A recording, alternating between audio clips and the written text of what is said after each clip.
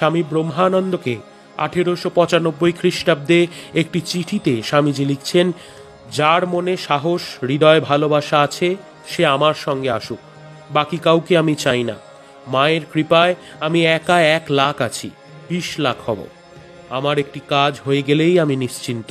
রাখাল ভায়া, তুমি উদ্যোগ করে সেইটি করে দেবে। মা ঠাকুরানীর একটা জায়গা, আমার টাকা কড়ি সব মজুত, খালি তুমি উঠে পড়ে লেগে একটা জমি দেখে শুনে কেনো। জমির জন্য 3 অথবা 4 অথবা 5,000 পর্যন্ত লাগে তো ক্ষতি নেই।